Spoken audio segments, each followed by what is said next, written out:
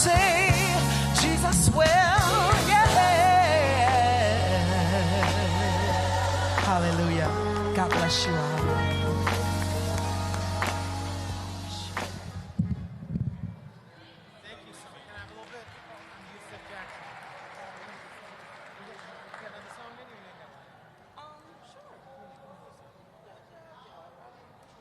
Living in Washington so far? I like it very much. In many ways, this has not been a lot of adjustment. For the last 10 or 12 years, I have spent 2 or 3 days a week in Washington, commuting between Washington and Chicago.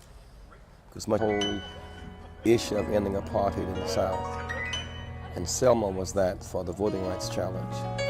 And Chicago was that for urban empowerment and the open housing drive. And Washington is now the point of urban challenge for this country. If, in fact, there's not a commitment to empower and to emancipate Washington and come to grips with its urban challenges, then no city will, in fact, be bailed out of the urban crisis. And so, in many ways, it's not only a place I like to function, it's the point of urban challenge for America today. It is also the headquarters of many national organizations, and indeed, both the Rainbow Coalition and Operation Push are national organizations, so some people would say they should logically be headquartered in Washington. But let's look at the negative speculation for 1 minute.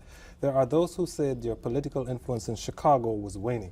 Did you, for instance, ever consider running for mayor of Chicago or any other elected office Never in that did. city? Way back around 1970, when the Democratic Party had such a lock on politics there, if one were to run for Democratic nomination in Chicago, say 1970, you would have to get, say, 4,000 signatures. Daley had a lock on that. If one were Republican, you would have to get, say, 12,000. And independent, 96,000. So we chose to challenge the inequity in that arrangement. Harold Washington eventually ran not as a Democrat, but as an independent Democrat, because Jane Byrne was the nominee, Daley was number 2, Harold was number 3. So we kept fighting to break those structures up. I never sought to run for office in Chicago. Unfortunately, when Harold Washington died so suddenly, his coalition split, and the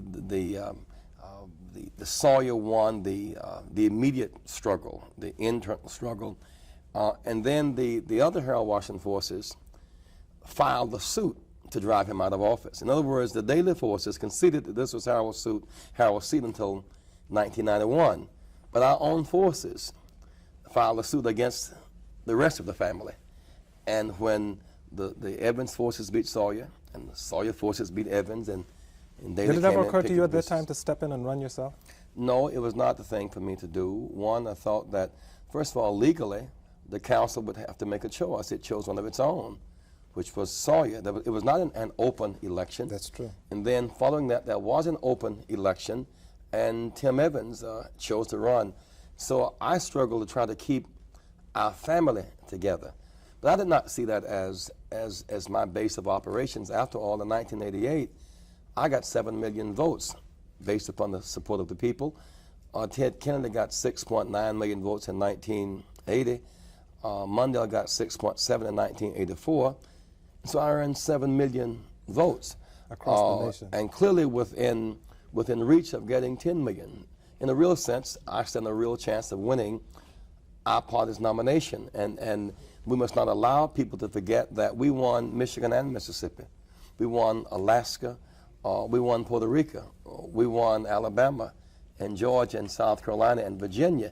And that's why today when we speak of D.C. statehood, for example, we don't do so from the position of being occupied in D.C. We speak from the base that we won states where senators and congresspeople must now vote or face the consequences of our ability to have an impact upon their careers. That allows me to raise the same speculative issue that the rest of the media have been raising with you since you decided to move to Washington. We'll try to come at it in a slightly different way. Many of your supporters whom I have spoken to do not like the possible perception which they feel may be coming in the media that you will be increasingly portrayed as a perennial presidential candidate who never wins. They seem to feel that it is important for your resume in between to hold some elected office. I have heard you say in the past that you do not necessarily agree with that formulation, but how do you respond to their desire to see you hold some elected office before running for president? For example, there are very few people in America tonight who would think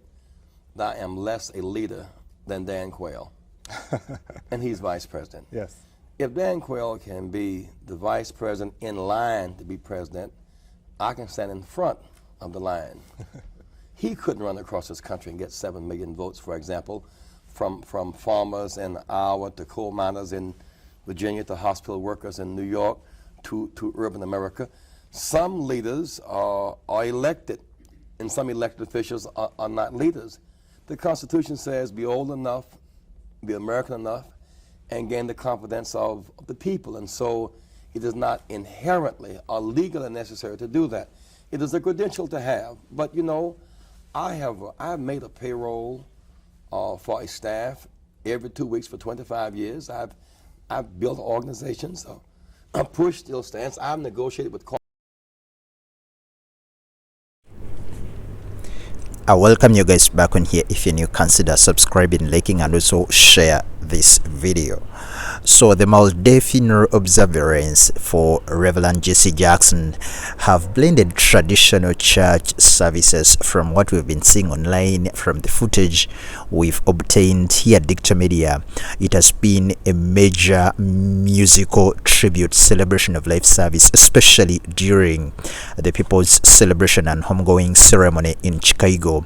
The one and the two actually have been centered lying in state services, while of course the coming gatherings, particularly the large memorial at the House of Hope, will be actually are designed to feature gospel performances, choirs, special musical guests, reflecting Rev.Jesse Jackson's long connection to the Black church and civil rights movements. The core musical lineup has been led by so many prominent church and collegiate choirs, including some of the key notable ones, the ensembles, Allen University Choir, Benedict College Choir. I also saw, a couple of other prominent church choirs, worship teams and mass gospel choirs assembled, to pay tribute to the legendary Rev.Jesse Jackson. Beyond the choirs, the broader tribute atmosphere typically features major gospel artists, and of course we saw early on so many people, gathering, to pay their last respects to Rev.Jesse Jackson. They had to come out in huge numbers to have a public viewing on his body that was lying in state, paying their last respects. And of course, some of the notable key names that have been widely linked to similar high-profile church tributes that are expected. We're expecting Donnie McClurkin, people like Yolanda Adams, Marvin Sapp, Kirk Franklin, Hezekiah Walker, Tasha Cobbs Leonard, and Fred Hammond, and so many other artists.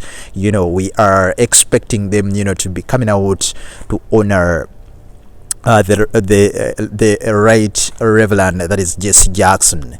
While official programs have emphasized choir tributes, these gospel figures actually represent the style and caliber of musicians shaping the musical atmosphere surrounding Jackson's funeral celebrations. And of course, so many people, friends, family members, all in attendance, trying to give a proper send-off to the right Reverend.